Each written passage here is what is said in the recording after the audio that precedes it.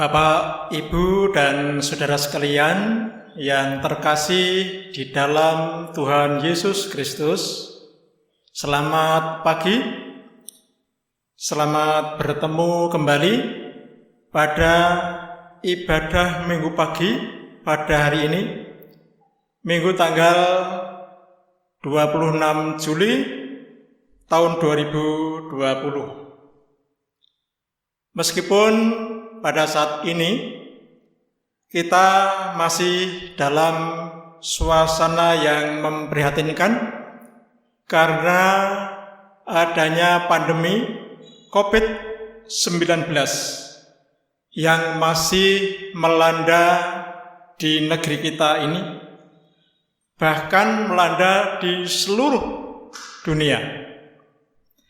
Akan tetapi kita tetap dalam lindungan Tuhan.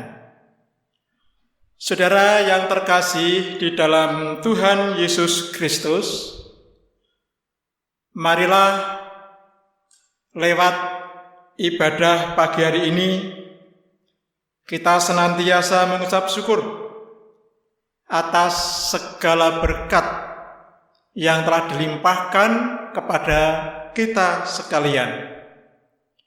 Oleh karena itu, marilah kebaktian pada pagi hari ini kita mulai dengan memuji nama Tuhan.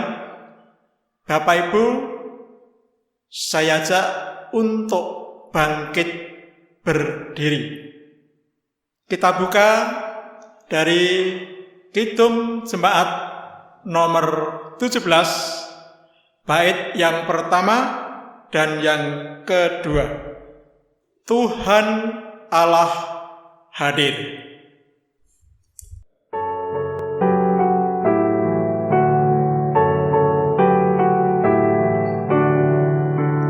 Tuhan Allah hadir pada saat ini. Hai sembah sujud di sini. Diam dengan hormat tubuh serta jiwa, tunduklah menghadap Dia. Marilah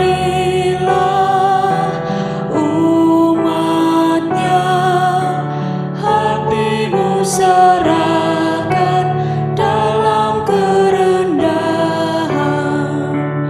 Tuhan Allah hadir yang dimuliakan dalam surga siang malam. Suci, suci, suci untuk selamanya, dinyanyikan lalak surga. Ya Allah, terimalah pujian jemaat beserta malaikat. Tuhan yang menciptakan langit dan bumi adalah sumber pertolongan kami. Oleh sebab itu, kasih karunia dan damai sejahtera dari Allah Bapa kita dan Tuhan Yesus Kristus ada pada saudara sekalian. Amin. Amin,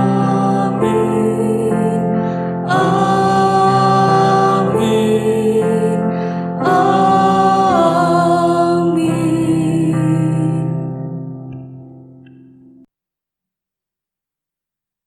Saudara-saudara, dalam suasana yang baik dan indah pagi hari ini, dalam ibadah kita di rumah kita masing-masing, marilah kita bersama-sama memuliakan nama Tuhan dari Kidung Jemaat nomor 2, Suci, suci, suci, dan seterusnya, bait pertama dan yang kedua.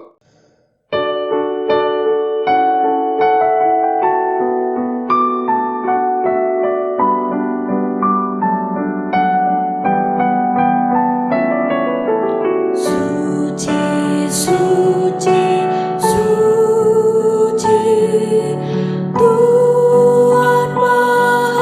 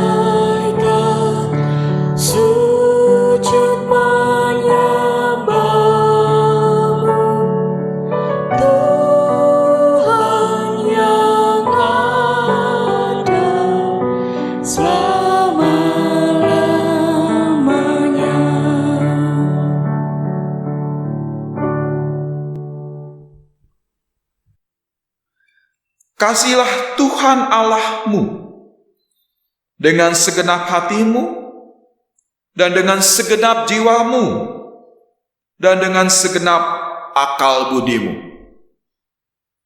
Itulah hukum yang terutama dan yang pertama.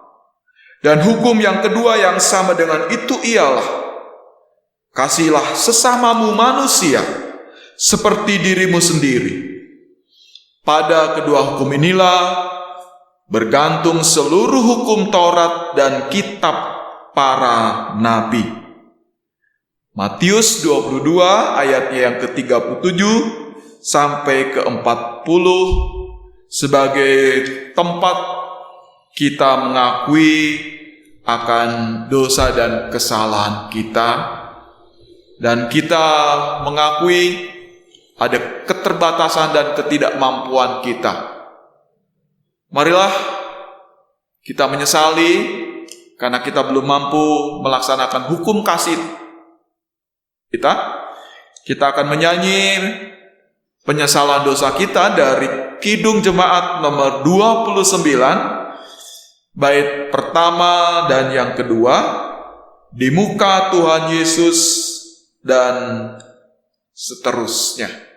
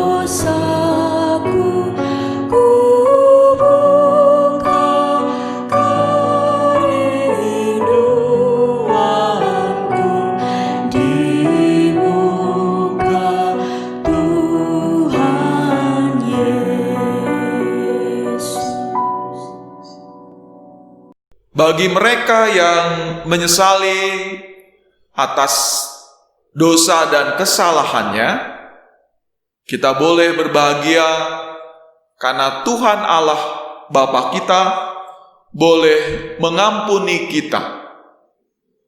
Sebagaimana dalam Yesaya 1 ayat 18 yang demikian, marilah, baiklah kita berperkara firman Tuhan.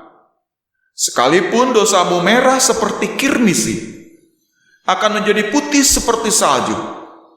Sekalipun berwarna merah seperti kain kesumba, akan menjadi putih seperti bulu domba. Atas dasar ayat itu, kita boleh menerima pengampunannya hanya di dalam nama Bapa dan Putra dan Roh Kudus, maka kita sudah bersih kembali. Maka pada kesempatan ini kita juga bersama-sama diajak dalam satu pembaharuan hidup kita. Kita diajak untuk hidup dalam pembaharuan kita sebagaimana tertulis dalam Yesaya 1 ayat 19 yang demikian, jika kamu menurut dan mau mendengar, maka kamu akan memakan hasil baik dari negeri itu. Itulah petunjuk hidup baru kita ketika kita senantiasa mau mengutamakan mendengar akan segala perintah-perintah Tuhan dalam hidup kita, maka kita pun akan tercukupi. Kita akan menerima dan memakan hasil apa yang kita lakukan dalam kehidupan kita di tempat ini. Saudara, dengan bangkit berdiri, kita akan bersama-sama menyatakan kesanggupan kita. Kita akan menyanyi dari Kidung Jemaat nomor 400, bait pertama dan yang kedua, Kudaki Jalan Mulia, dan seterusnya.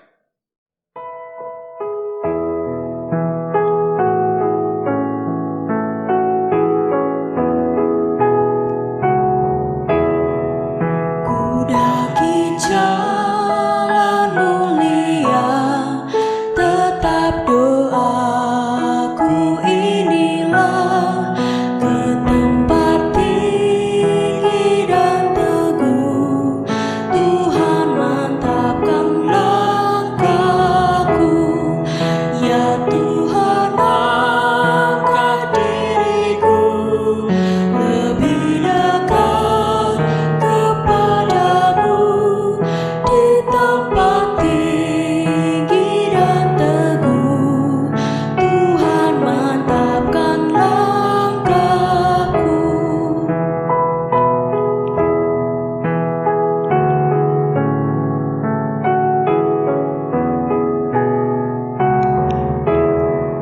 Ku tidak mau menetap di dalam bimbang dan gelap. Rinduanku, tujuanku, tempat yang tinggi dan teguh. Ya Tuhan, angkat diriku lebih dekat kepadamu, di tempat tinggi dan teguh, Tuhan mantapkan langkahku.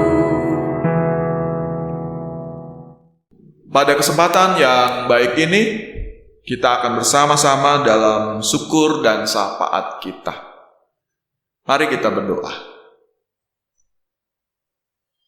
Meski sampai pada kesempatan pagi hari ini, di 26 Juli 2020 ini, kami belum bisa bersama-sama ibadah di gereja yang Tuhan sediakan. Tetapi semangat kebersamaan kami boleh merasakannya ketika kami juga berada bersama-sama dengan keluarga-keluarga kami, satu dan yang lainnya. Dengan demikian kami selalu bersyukur atas segala keberadaan yang selalu Tuhan berikan untuk hidup kami. Maka pada tempatnya lah kemudian, kalau pada kesempatan pagi hari ini, kami bersyukur atas semua pemberian Tuhan. Sambil kami juga senantiasa memohon, Tuhan senantiasa memberkati kami, supaya di dalam suasana terbatas ini, oleh karena Tuhan selalu bersama dan menemani kehidupan kami dan keluarga kami boleh merasakan sukacita, kami boleh merasakan berkat dari Tuhan. Demikian juga pada kesempatan ini, kami menyerahkan untuk semua keberadaan keluarga-keluarga kami, keluarga-keluarga yang dekat, apalagi keluarga-keluarga kami yang jauh. Tuhan berikan kekuatan, kesehatan, dan kemampuan, sehingga kami percaya hanya kuasa dan kasih-Mu lah kemudian kami boleh selalu menikmati keberadaan kehidupan kami atas nama kasih Tuhan bersama dengan keluarga-keluarga kami. Kami menyerahkan pemerintah bangsa kami yang saat ini juga selalu berupaya bagaimana baiknya kehidupan yang sedang kami jalani, supaya terjadi normalisasi kembali keadaan kami, dan kami boleh berelasi satu dengan yang lain dalam keadaan yang baik. Kami serahkan keberadaan gereja Tuhan dimanapun mereka berada. Secara khusus juga gereja Kristen Jawa Bulu Sukoharjo yang tersebar di wilayah Weru dan demikian juga di wilayah Bulu. Bapa Surgawi, kami serahkan itu. Hanya dalam kuasa dan kasih Yesus Kristus kami berdoa dan bersyukur. Amin. Bapak Ibu yang dikasihi Tuhan, pada kesempatan pagi yang indah ini, Tuhan telah memberikan waktu pada kita semua untuk memberikan persembahan pada Tuhan. Sebelum kita memberikan persembahan pada Tuhan, kita dasari dengan firman Tuhan yang saya bacakan dari Malaki 3 ayat yang ke-10. Demikian firman Tuhan.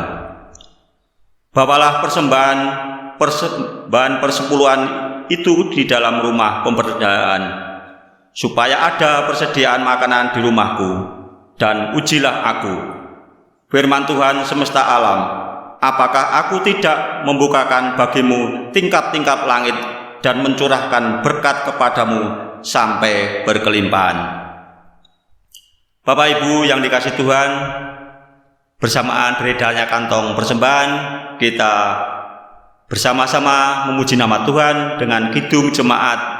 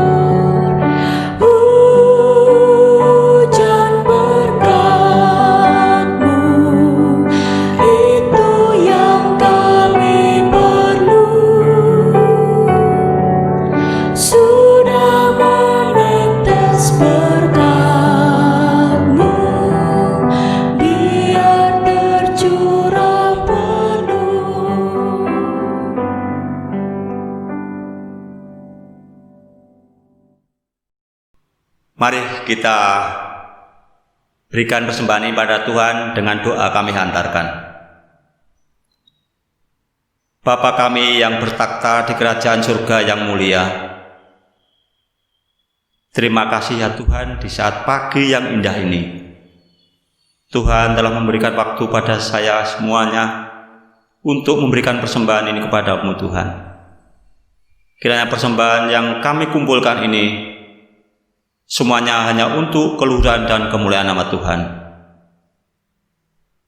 Tuhan makasih apabila anak-anakmu dalam memberikan persembahan ini banyak dosa dan kesalahan, kiranya Tuhan ampuni.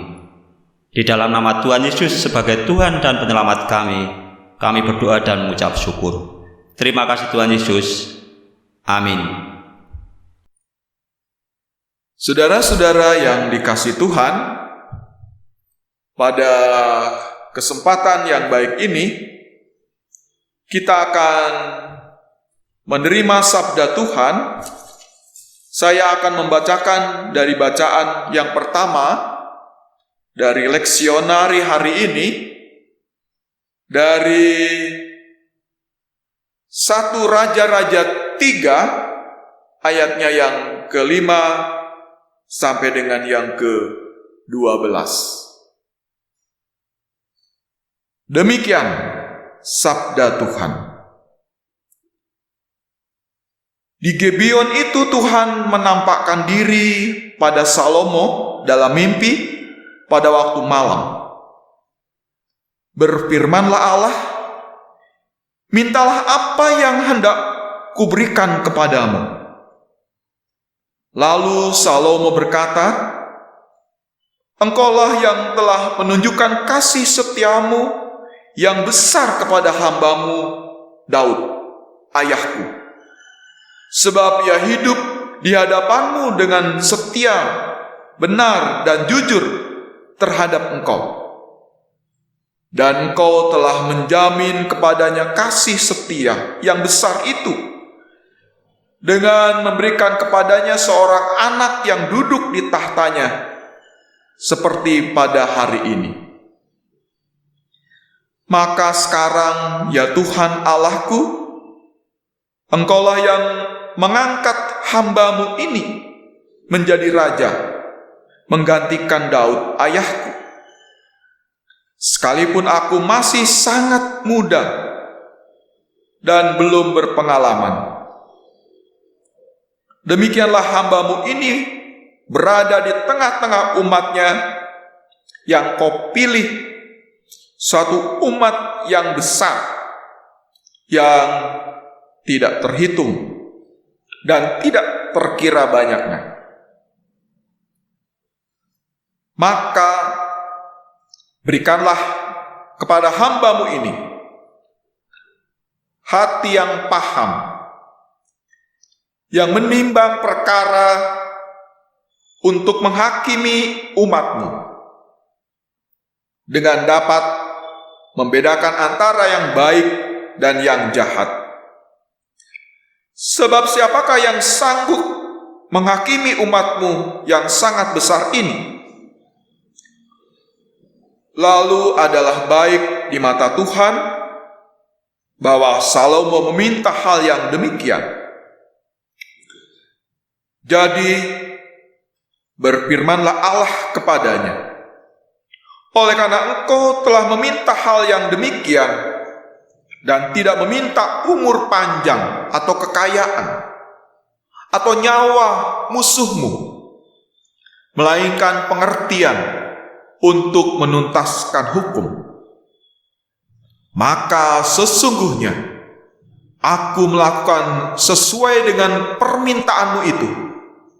Sesungguhnya aku akan memberikan kepadamu hati yang penuh hikmat dan pengertian, sehingga sebelum engkau tidak ada seorang pun yang seperti engkau, dan sesudah engkau takkan bangkit seorang pun seperti engkau. Yang berbahagia mereka yang mendengarkan sabda Tuhan dan melakukannya dalam kehidupan sehari-hari. Haleluya. Amin.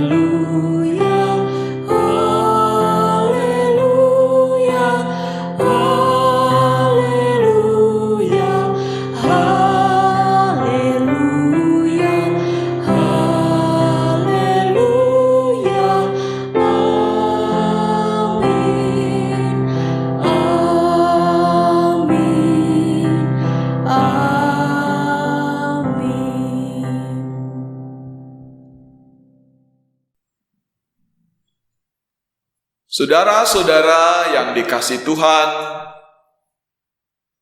sampai 20 Juli 2020 ini kita masih bersama-sama ibadah di rumah tangga kita masing-masing. Selamat pagi untuk semua warga GKJ Bulu Sukoharjo di wilayah Bulu ataupun di wilayah Weru. Tema kita hari ini adalah hidup dalam visi kerajaan Allah. Hidup dalam visi kerajaan Allah. Mungkin kalau kita sebagai orang Jawa ada satu wewarah yang kita dapatkan. Nek kowe le atau ndok entuk gawean, ojo golek sik jenang ning jeneng.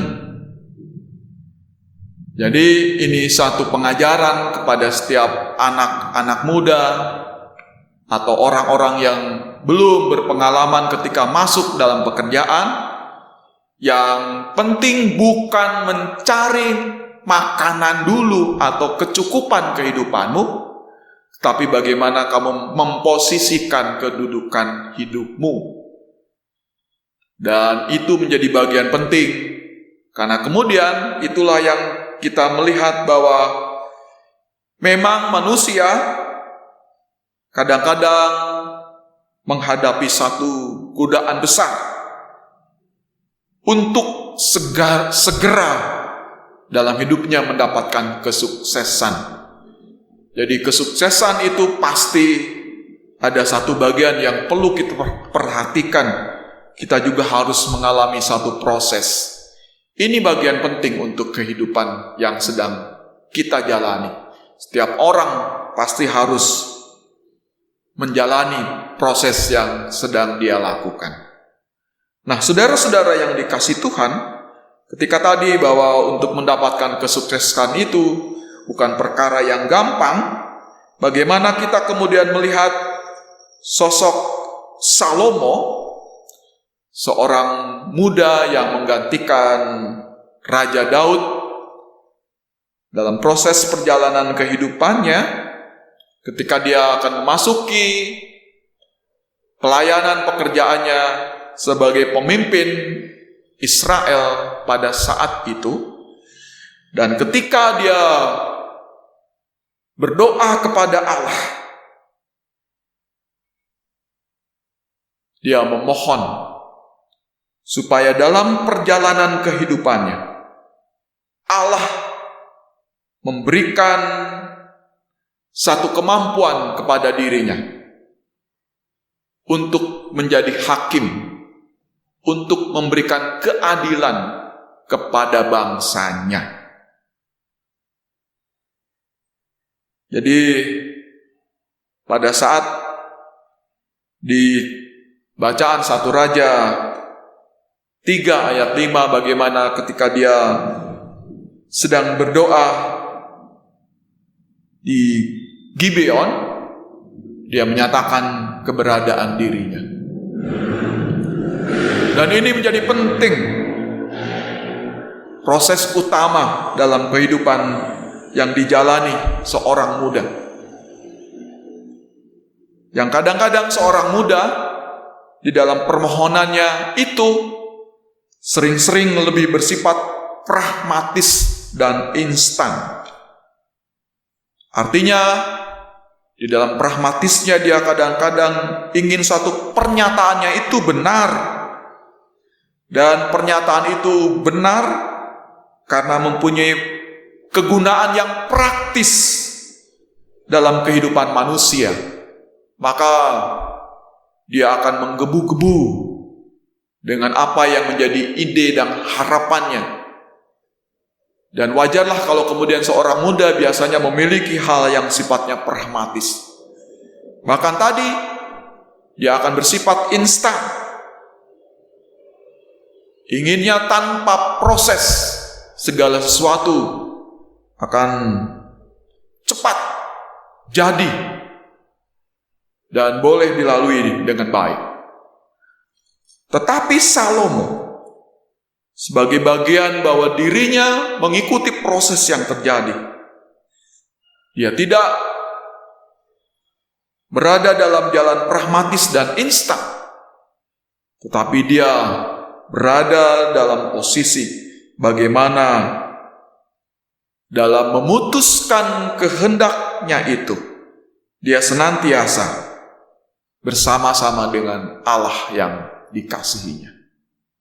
Hal ini menjadi bagian penting, karena ketika dia memutuskan, seperti dalam pernyataan di depan, bahwa dia mengharapkan kepada Tuhan, sebagai orang muda, Tuhan memberikan kemampuan pada dirinya untuk mengadili secara benar bangsanya Israel itu. Dari sini memang dia memiliki beberapa pengalaman, sehingga keputusan untuk tidak gerusa-gerusu, kemudian tidak pragmatis dan instan itu, yang pertama dia memang juga merasakan pengalaman bagaimana kuasa dan kasih Tuhan yang selalu bersama-sama dalam kehidupan keluarganya. Bagaimana Daud dan seluruh keluarganya termasuk Salomo selalu dipelihara oleh Allah. Bagaimana juga Daud didudukannya sebagai Raja Israel itu. Yang kedua, bahwa Salomo mengalami juga bagian bahwa meskipun melalui bangsanya Allah memilih sebagai raja, tetapi dirinya adalah orang yang masih kurang dalam pengalaman kehidupannya. Dia masih muda. Maka ruang ini menjadi pertimbangan dia, supaya apa yang dia lakukan tentu juga akan senantiasa Tuhan menyertainya dalam pengalaman kehidupannya. Yang ketiga, dia paham sekali bahwa tugas yang akan diembannya itu jauh akan lebih besar dan lebih berat ketimbang Daud ayahnya. Karena dia memasuki dalam masa-masa yang berubah dengan keragaman persoalan yang harus dihadapi oleh pribadi dan bangsanya. Maka hal yang utama dalam kehidupannya, supaya Allah memberikan kemampuan, kekuatan, bukan tadi bagaimana keturunan, kekayaan, atau nyawa musuhnya sekalipun, tetapi dia mengharapkan supaya Allah memberikan kemampuan dan kebijaksanaannya menjadi hakim yang boleh memutuskan kehidupan yang seadil-adilnya. Dan kalau saudara-saudara membaca kemudian dalam bacaan-bacaan selanjutnya bagaimana Salomo adalah begitu masyhur dalam kehidupan Raja Israel, karena dia boleh memutuskan hal-hal yang begitu krusial dalam kehidupan yang sedang terjadi dalam bangsanya. Maka dari refleksi itu kita mendapatkan yang pertama, bahwa Salomo selalu belajar pada masa lalu yang sudah dilaluinya, dan kemudian meneliti keadaan sekarang, dan juga kemudian memahami tantangan untuk masa depannya. Dan semua yang dia lakukan itu tidak hanya untuk kesenangan dirinya sendiri semata, tetapi terutama untuk kepentingan dan masa depan bangsanya. Maka inilah yang dikatakan bahwa permohonan Salomo adalah permohonan yang visioner bagi bangsanya. Permohonan Salomo sebagai hal yang baik, sehingga Allah memberikan apa yang dimohon Salomo, menjadi raja yang sangat bijaksana. Nah, saudara-saudara yang dikasihi Tuhan, Salomo tidak mengedepankan masalah pragmatis dan instan, karena dia sadar juga bagaimana setiap kehidupan orang itu berada dalam visi kerajaan Allah, yaitu hidup dalam kebenaran seturut dengan kehendak Allah. Seorang pribadi yang tidak mengejar kesenangan untuk dirinya sendiri atau sesaat saja, tetapi melihat kepada persoalan-persoalan yang ke depan dan masa depan. Dan itu kemudian menjadi berkat, mengajak, menginspirasi setiap orang melalui keteladanan, kebaikan, dan ketaatan akan firman Tuhan. Saudara, perilaku yang demikian yang dilakukan oleh Salomo bukanlah sesuatu yang gampang dilakukan, apalagi sebagai anak muda. Tetapi itu menjadi satu bagian keharusan yang dilakukan oleh setiap manusia, oleh setiap orang yang mengaku bahwa keselamatan sudah ada dalam kehidupan pribadinya. Dalam bacaan yang sejajar dengan ini, dari Roma 8 ayat 26 sampai 36, dikatakan meskipun memang Paulus memahami bahwa tugas yang diemban itu tidak gampang, tapi dia selalu percaya bahwa dengan pertolongan Roh Kudus-Nya, meskipun memang itu berat, kalau Roh Kudus bersama dengan pribadinya, tidak ada lawan yang bisa menang untuk menghadapinya. Dengan begitu kita memahami ada satu penyerahan yang harus senantiasa timbul dalam kehidupan setiap manusia ketika dia harus menghadirkan visi kerajaan Allah tadi, bagaimana kebenaran-kebenarannya itu akan senantiasa menjadi bagian yang harus dilaksanakan untuk kehidupannya. Maka juga dengan bacaan Matius 13 ayat 31 sampai dengan ke-33 dalam bacaan hari ini kita diingatkan bagaimana perjuangan kerajaan Allah hadir, sebagaimana tanaman sesawi yang meskipun dia hanya seperti biji bayam kecil, tetapi dalam pertumbuhannya akan besar sebesar lengan dewasa orang, dan juga dengan ketinggian 3 meter, yang kemudian banyak bagian itu dipakai oleh orang, oleh binatang-binatang sebagai tempat untuk berteduh atau sebagai sarangnya. Itu mengingatkan kemudian bahwa perjuangan itu sebagaimana terungkap tidak gampang untuk mencapai satu kesuksesan.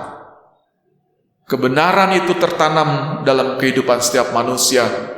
Bahkan tadi banyak sekali dalam perumpamaan berikutnya yang menyatakan bahwa ada perjuangan yang harus dilakukan supaya apa yang diharapkan itu bisa tercapai dengan baik. Saudara-saudara yang dikasihi Tuhan, dalam hidup kita, hidup adalah satu perjuangan. Kita tidak akan pernah selesai berjuang. Apalagi pada kesempatan-kesempatan kita masih berada di muka bumi ini. Sebagaimana pernyataan dalam pokok-pokok ajaran Gereja Kristen Jawa mengatakan bahwa meskipun kita sudah berada dalam keselamatan, tetapi penyempurnaan keselamatan itu masih dalam perjuangan kehidupan kita.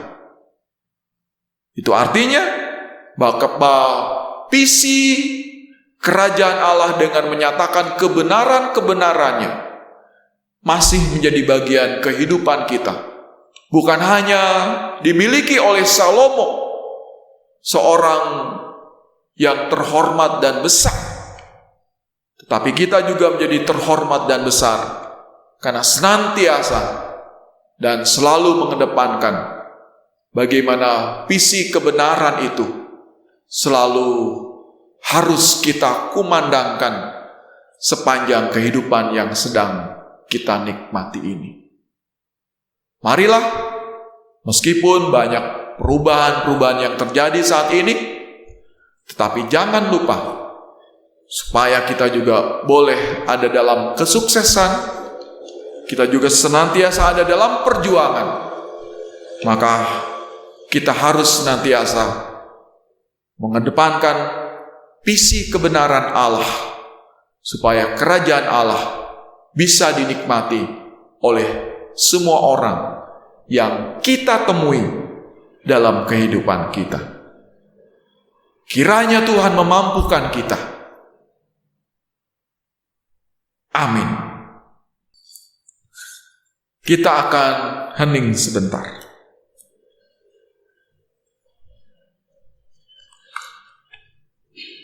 Kita akan bersama-sama berdoa. Terima kasih hari ini kami boleh mengakhiri kembali ibadah kami yang berada di tempat kami masing-masing. Syukur kami bahwa Tuhan selalu menyediakan kesempatan dan tempat kepada kami. Oleh karena itu, sebagaimana Tuhan selalu memelihara kehidupan kami, bersama-sama kita berdoa Bapa kami. Bapa kami yang di sorga, dikuduskanlah namamu, datanglah kerajaanmu, jadilah kehendak-Mu di bumi seperti di sorga. Berilah kami pada hari ini makanan kami yang secukupnya, dan ampunilah kami akan kesalahan kami, seperti kami juga mengampuni orang yang bersalah kepada kami. Dan janganlah membawa kami ke dalam pencobaan, tetapi lepaskanlah kami daripada yang jahat. Karena Engkaulah yang punya kerajaan dan kuasa dan kemuliaan sampai selama-lamanya. Amin. Saudara-saudara yang dikasihi Tuhan, kita akan sudahi ibadat kita bersama-sama dengan bangkit berdiri. Kita akan menyanyi dari Kidung Jemaat 426, bait pertama dan yang kedua. Kita harus membawa berita dan seterusnya.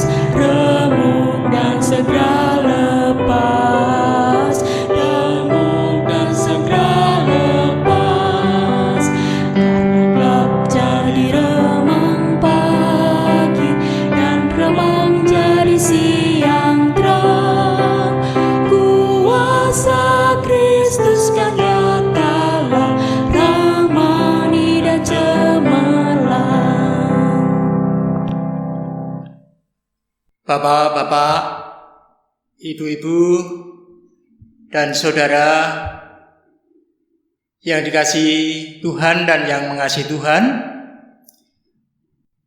bersama dengan umat di dunia, marilah kita bersama-sama mengucapkan pengakuan iman rasuli secara lantang. Kami mohon jemaat untuk bangkit berdiri. Aku percaya kepada Allah Bapa yang Maha Kuasa, Khalik langit dan bumi, dan kepada Yesus Kristus, Anaknya yang tunggal, Tuhan kita, yang dikandung daripada Roh Kudus, lahir dari anak darah Maria, yang menderita di bawah pemerintahan Pontius Pilatus, disalibkan, mati dan dikuburkan, turun ke dalam kerajaan maut.